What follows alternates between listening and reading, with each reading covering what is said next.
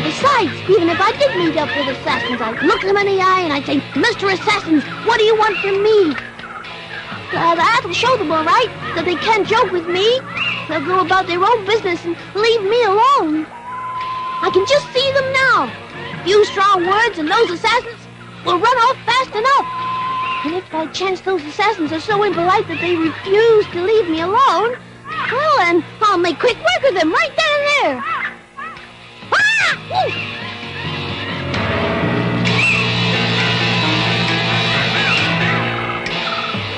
Why, I think I'm being followed. What if it turns out to be assassins? Oh, where can I hide the gold coins? I think I'll hide them in my mouth.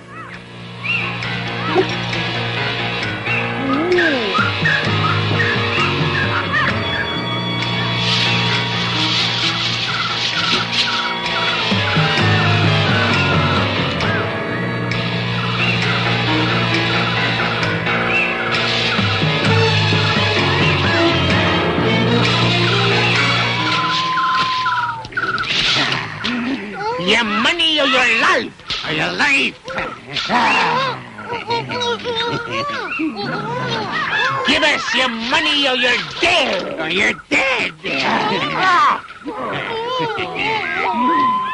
after we murdered you, we're going to murder your father. Your father. No, not my poor father. No. So you're hiding them in your mouth, eh? Spit them out! Spit them out!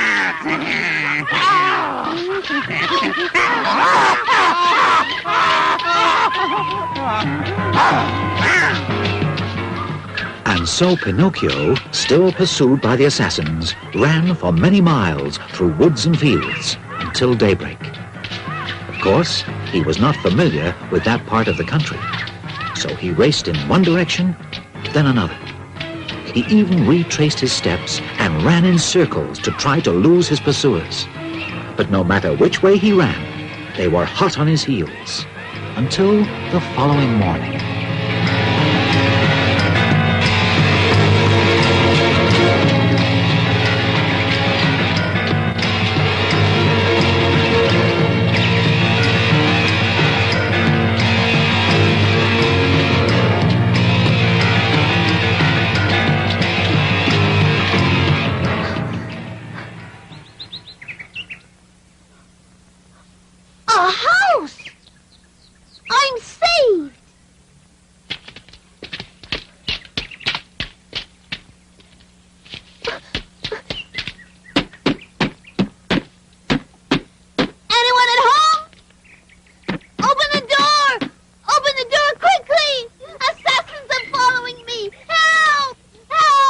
Pinocchio knocked and knocked in vain, and begged them to open the door.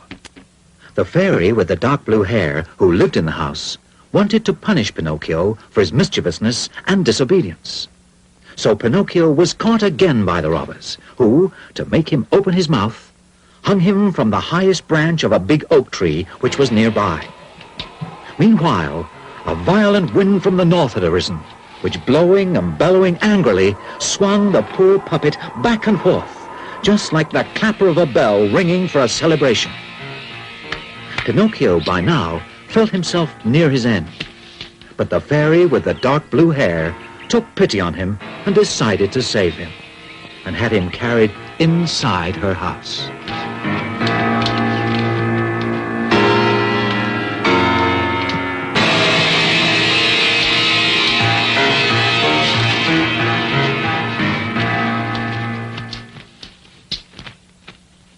There. Better drink this medicine. In a few days you'll feel a lot better. Is it bitter or sweet? It's bitter, but it's good for you. If it's bitter, I don't want it. Now you just drink that medicine. But I don't like anything bitter. If you drink it, afterwards I'll give you a little sugar. No. First I want the sugar, and then I'll drink the medicine. Oh, very well. Here's the sugar. It's delicious. If only the sugar were a medicine, I wouldn't mind taking it every day. And now you must keep your promise. Go on, drink the medicine. Oh, I can't drink it that way. Look, Why not? because that cushion on my knee is bothering me. Oh, really? All right. There, it's gone now. Oh, it's no use. I just can't drink this medicine. Now, what else is bothering you? Why, the door of the room there is open. Oh, yes? There, see how I try to please you? I simply can't drink this medicine. No, and no. If you don't drink it, you will die. Aren't you afraid of dying? I think I would rather die than drink that medicine. All right, if that's how it is. Ooh.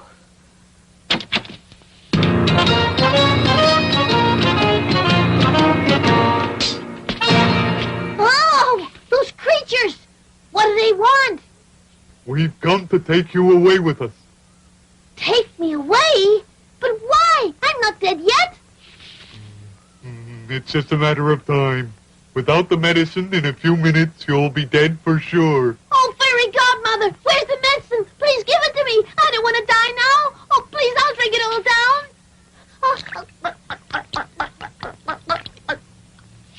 Oh. They're going away. The rabbits are going away. Oh, little fairy, the rabbits have gone away now. And I'm completely cured. Look! Look! After having taken the medicine, Pinocchio was totally cured and began to tell the fairy with the blue hair all his horrible adventures.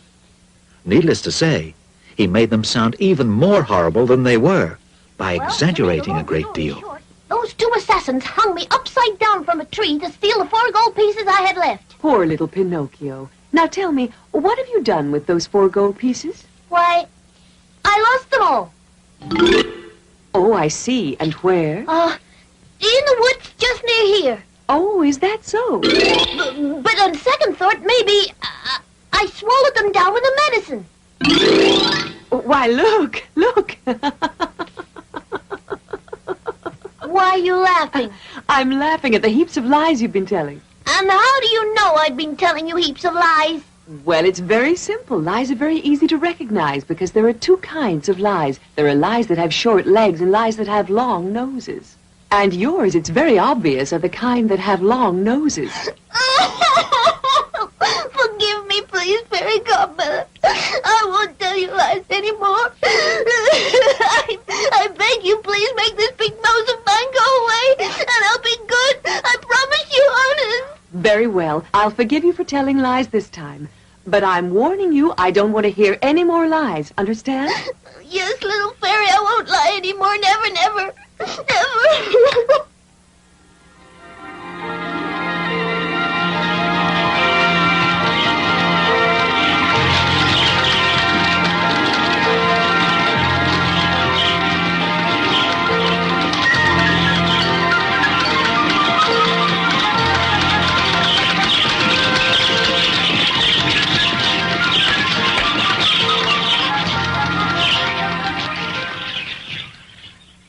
Look, my nose! It's just like it was before. The birds have eaten it all. You sent them to do it, didn't you? Thank you. You're so good to me that I wish I could tell you how much I love you. And I love you very much, too. And if you want, you can stay here with me always. Oh, I'd stay willingly. But my poor old papa... I've thought of everything, and your father has already been notified and will be here very soon. Oh, really? Oh, how wonderful. Well, in that case, may I go ahead to meet him? I can't wait to be able to give a kiss to that poor old man who has suffered so much for me. Go ahead. But do be careful not to lose your way. Follow the path through the forest without going off it for any reason whatever. Only that way will you be able to meet your father. Remember that. Don't worry, little fairy. I'll be careful. Goodbye, fairy godmother.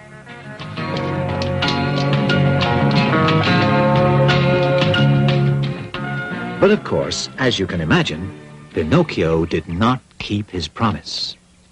He went off the path through the forest to take a shortcut.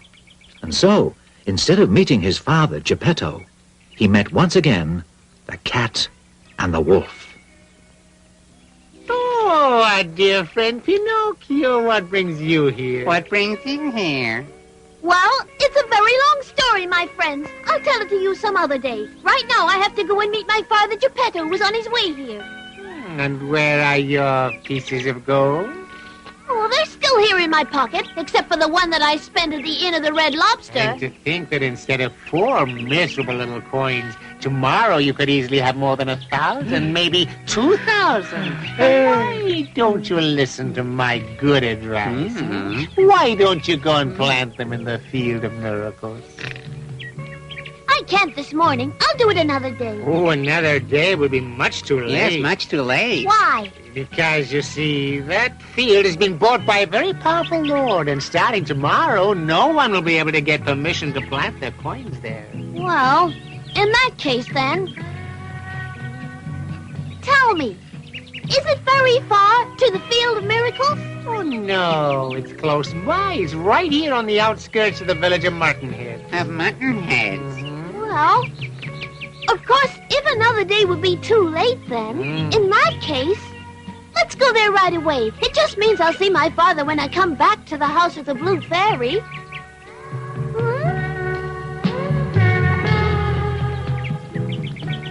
That's fine, fine, dear Pinocchio. That's enough. Now, put inside the hole all your gold coins and cover up the hole. And cover up the hole.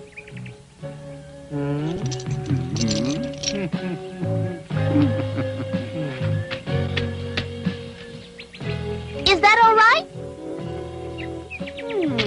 Perfect, yes. Perfect. Why, I tell you, it's a regular work of art. A work of art. Well, and now what do we do? Dear little Pinocchio, there's nothing to do now but wait. Each of us goes about his own business in his own little way. Then all you do is come back here in about 20 minutes and you'll find that all the branches are full of pieces of gold. Full of pieces of gold. Oh, really? How wonderful! Then I'll give you each a present. Oh, no. We don't want any presents, no, because it's enough for us to have taught you the way to get rich without any effort, and that gives us all the presents we want. Goodbye, Pinocchio. Goodbye, Pinocchio. Goodbye, dear friends, goodbye, and may heaven repay you. Pinocchio went off to the nearby village and began to count the minutes impatiently. Meanwhile, he daydreamed about the moment when he would return to the Field of Miracles to collect all the gold pieces which he would find on the branches of the magic tree, which, according to the prediction of the cat and the wolf, would spring up shortly. He dreamed of hundreds of gold pieces, then thousands, then millions. There was no end to his imagination.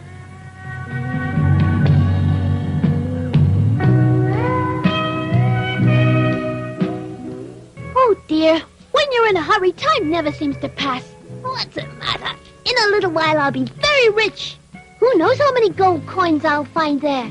And if instead of 2,000, I were to find 5,000, or even 100,000, oh, I'd be the richest man on earth.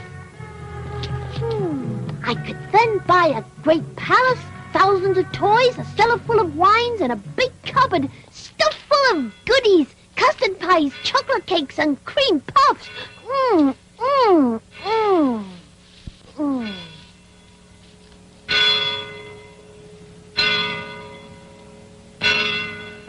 It's noon already. Time to go.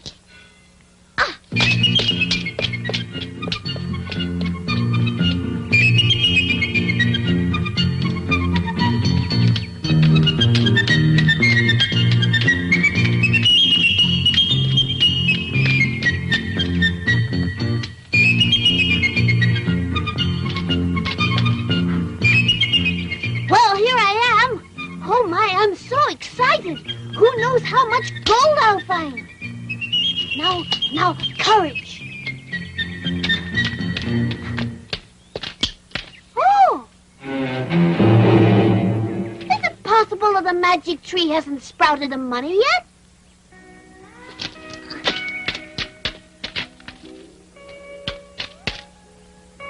Maybe it needs a little more water.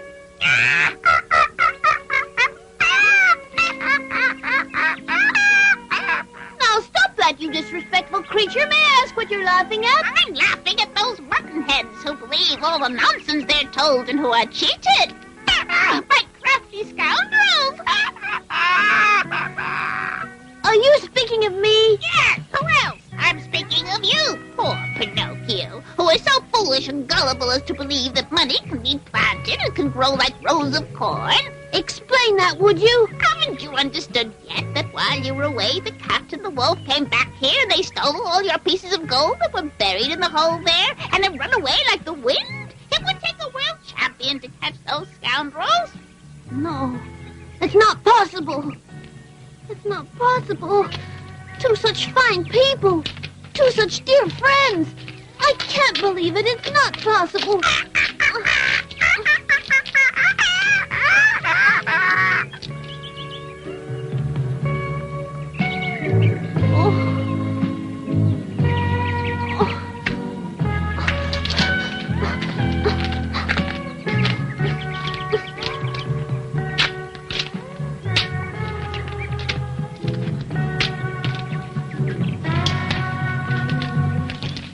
Not here. My money isn't here anymore. They cheated me out of all I had. After having been robbed because he refused to listen to the good advice of the talking cricket, Pinocchio had several other dreadful adventures. And in the end, tired and discouraged, he decided to go back to the Blue Fairy to ask her forgiveness. But an ugly surprise awaited him. The house of the Blue Fairy was no longer there.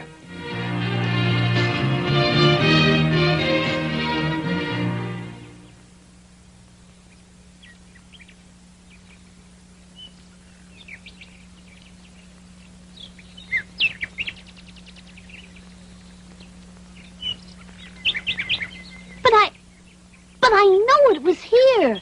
The house was right over here. Is it possible it's not here anymore? Little fairy! Little fairy! Oh! Oh!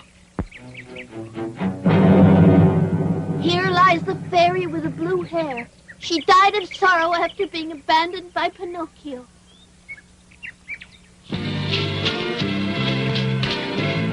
No! Little fairy! Fairy godmother! Tell me that it isn't true!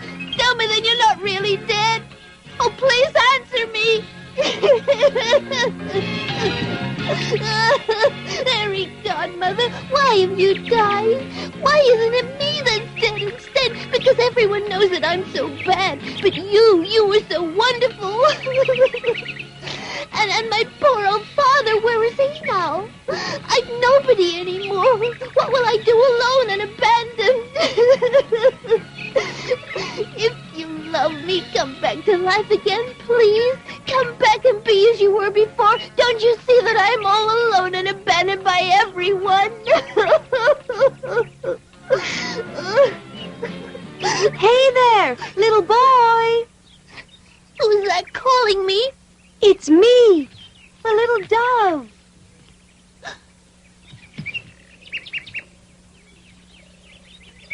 Tell me, have you by chance among your acquaintances a little puppet named Pinocchio? Pinocchio? You said Pinocchio? But I am Pinocchio.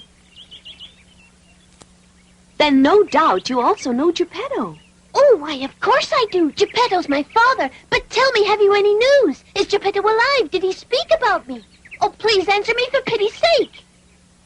I left him just 3 days ago along the beach. Geppetto was building a little boat to go search for you across the ocean. Oh, my poor papa. Tell me, how far away from here is that beach? Oh, over 1,000 miles. 1,000 miles. Oh, if only I could buy a pair of wings like yours. If you like, I could take you over there. Oh, but how? You could ride on my back. Are you very heavy? Heavy? Me? No, not at all. I'm as light as a feather. And so the dove, with Pinocchio riding on her back, flew all day and night. And they crossed many countries, where people spoke many different languages. But Pinocchio was too distressed to show interest in them. Finally, as dawn broke, the dove set Pinocchio down on a rock right on the shore. Unfortunately, Geppetto had already set sail in his tiny boat, while a storm rose furiously over the sea.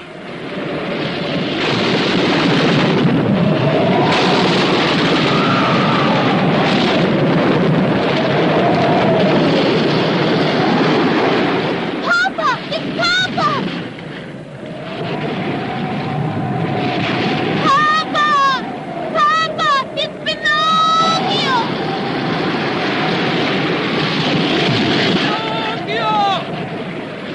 Goodbye, my son! Papa! Where are you? I can't see you anymore!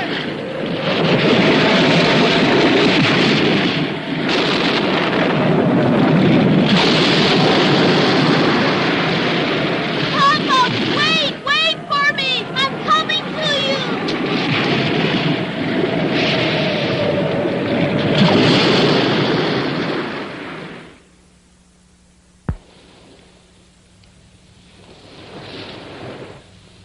Pinocchio had courageously thrown himself into the stormy sea in an attempt to save his father Geppetto. But unfortunately, he didn't succeed in finding him. After many hours of being tossed about, Pinocchio was thrown up by the waves onto the beach of an island, where there was a city called the City of the Busy Bees. Pinocchio reached the city towards noon. He was very tired, but above all, he was very hungry and very thirsty.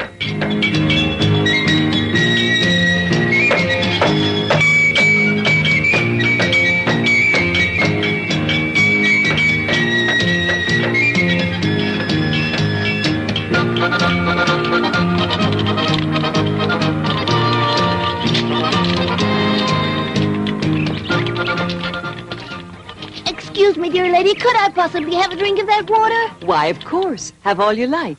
Oh, thank you.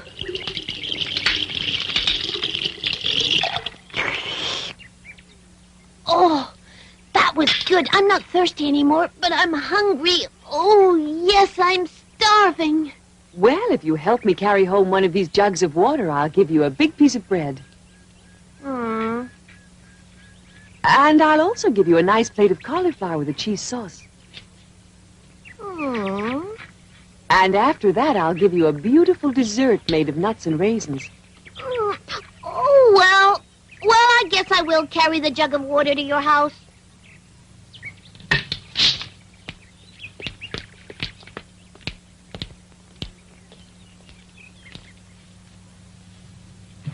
Oh, now then, did you enjoy the meal I gave you? I'll say. It was as delicious as the meals that were made for me by... Oh, Why, what are you staring at? it's your hair. It's your hair. It's dark blue. Yes, unusual, isn't it? Yeah. You look like... You remind me of... Oh, yes, the same voice and the same dark blue hair, even the face. You're just like her. Oh, little fairy, my fairy godmother, it's you, I know it. Oh, don't make me cry anymore. If you only knew how much I've cried.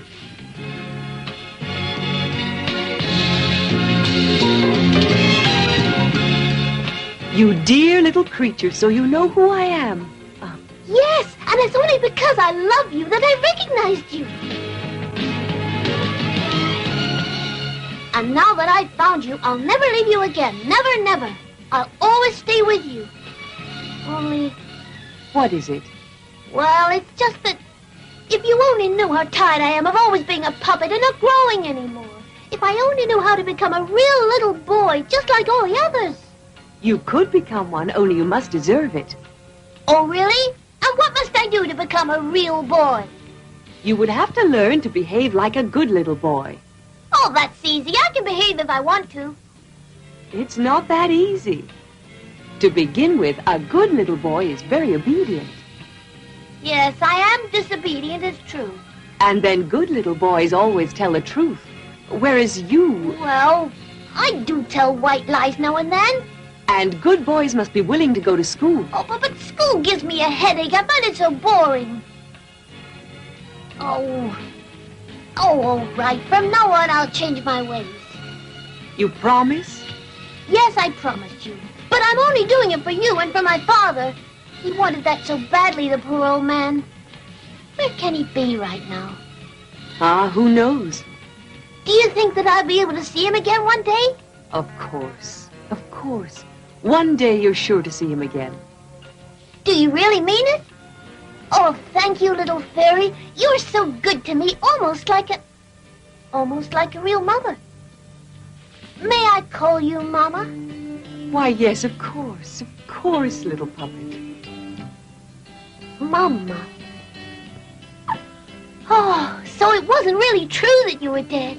It doesn't seem so. If you only knew how sad I was when I read Here Lies... I know. It's because of your true feelings that I forgave you and wanted you to find me. And it's because of that, from now on, I'll be your mother. Oh, how wonderful!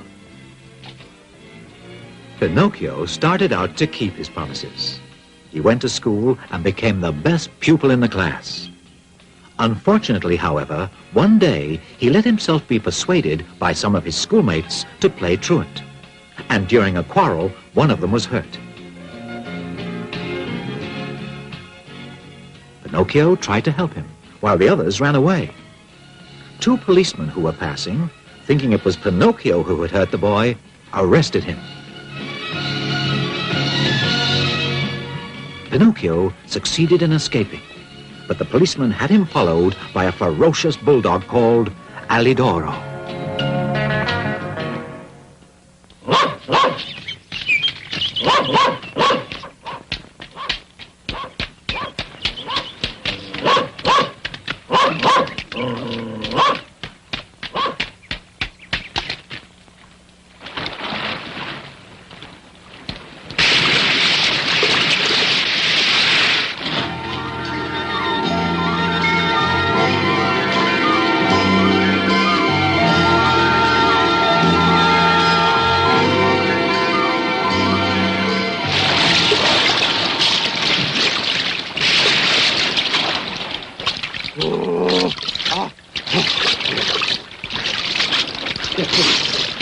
I'm drowning! I'm drowning!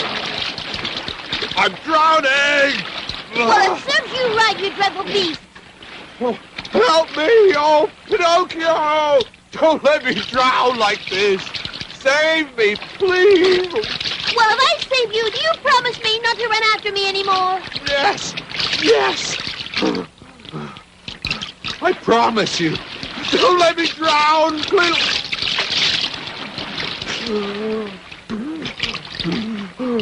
Well, all right.